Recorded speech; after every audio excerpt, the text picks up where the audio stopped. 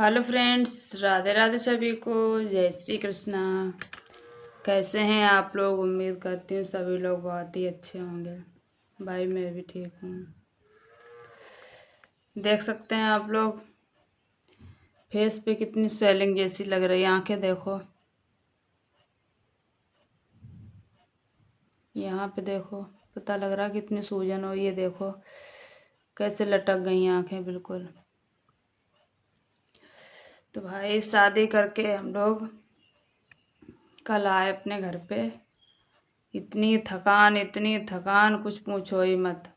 जबकि वहाँ कुछ काम तो किया नहीं, लेकिन फिर भी इतनी थकान हो गई जैसे कि शादी में हमने पूरी जिम्मेदारी निभाई हो।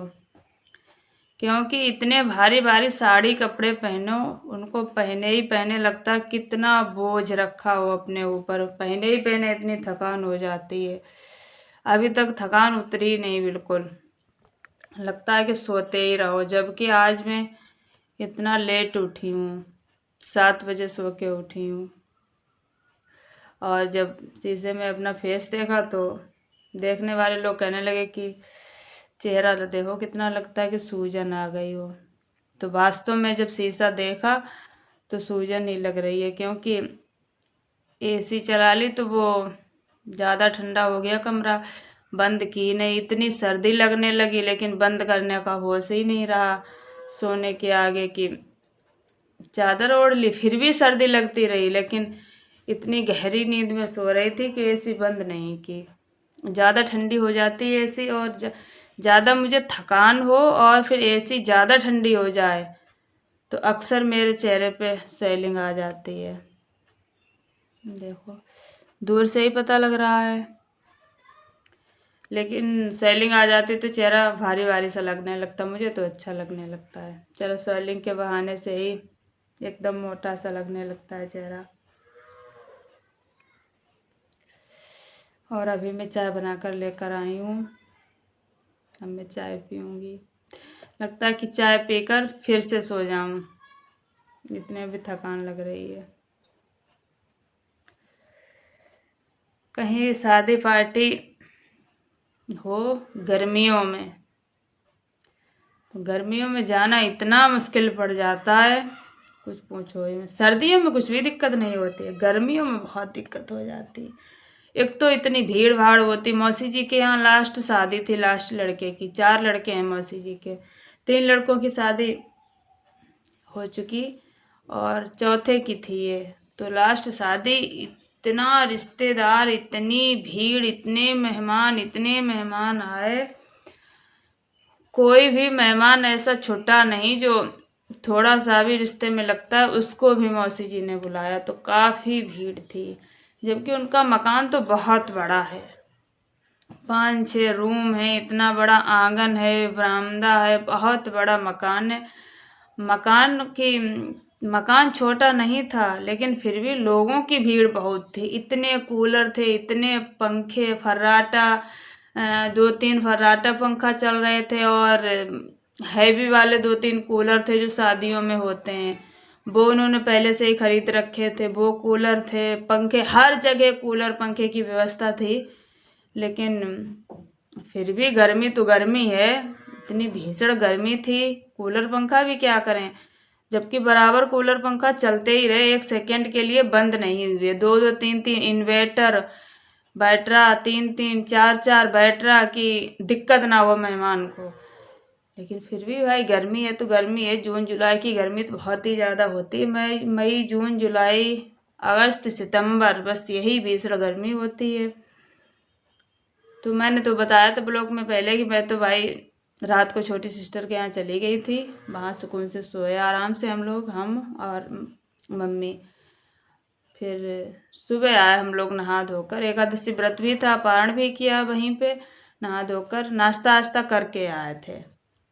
फिर यहाँ आए, देखा तो बहू आने में लेट है, अभी टाइम है। तब तक उनका फिर से फ़ोन आने लगा। उनके 9 बजे उनके यहाँ खाना तैयार हो जाता है, 9 बजे फिर से फ़ोन आने लगा कि खाना खाओ आके। वहाँ तो अभी टाइम लगेगा। तो वास्तव में यहाँ मौसी जी के यहाँ तो खाना थोड़ा लेट बना, 12 बजे की तरफ बना होगा। तब तक हम लोगों ने 10 बजे वहाँ खाना भी खा लिया। आते जाते रहे मौसी जी का घर और सिस्टर का घर, बस 5 मिनट की रास्ता है, 4 कदम चलो तुरंत सिस्टर का घर आ जाता है। तो मौसी जी के घर पे और सिस्टर के यहाँ पता नहीं कितने राउंड लगे, फिर आए फिर गए, फिर आए फिर गए। वो भी बार बार फ़ोन करके बुलाती थी कि वहाँ क्या कर रही हो, वहाँ कुछ नहीं हो रहा हो तो यहाँ आ जाओ। राउंड ही लगते रहे। बस सब कुछ मिलाकर अच्छा बहुत लगा, क्योंकि मायके की शादी हो तो फिर आनंद तो आता ही है, बहुत ज़्यादा आनंद बहुत आया। अपने सभी लोग मायके के इकट्ठा थे, मम्मी, सिस्टर, भाई, सभी लोग थे। और भी मायके की शादी में तो वैसे भी आनंद आता है। तो भाई सब कुछ मिलाकर बहुत ही अच्छा लगा, बहुत ही अच्छे से शादी हो गई, सब कुछ बहुत अच्छा रहा। तो भाई चाय पी लेते हैं, मिलते हैं थोड़ी देर में, तब तक के लिए राधे राधे।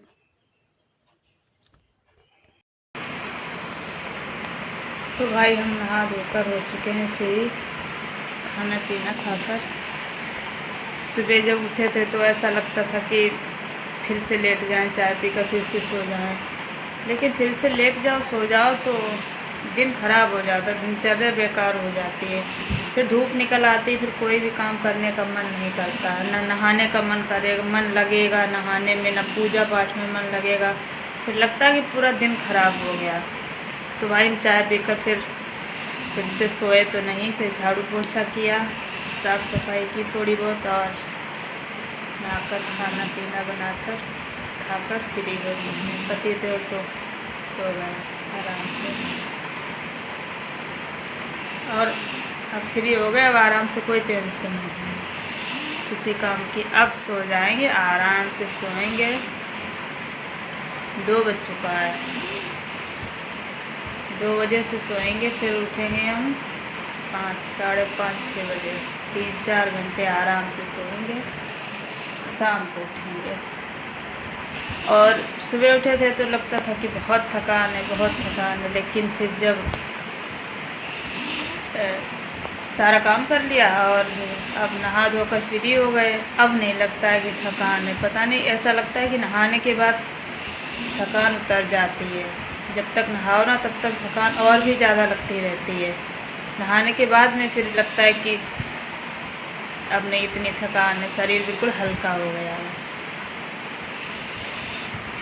तो भाई अब मैं जा रही हूँ सोने के लिए, क्योंकि दोपहर में तो हर इंसान सोता है। इतनी बड़ी दोपहर होती है, इतनी धूप भयंकर होती है।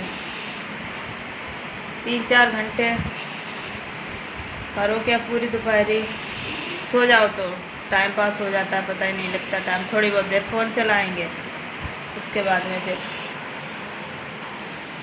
सो जाएंगे भाई। तो भाई वीडियो यहीं पे ख़त्म करते हैं, मिलते हैं नेक्स्ट ब्लॉग में। वीडियो अच्छी लगे तो लाइक अवश्य कर देना, चैनल पर नए हैं तो चैनल को सब्सक्राइब कर लेना और शेयर भी कर देना। राधे राधे सभी को।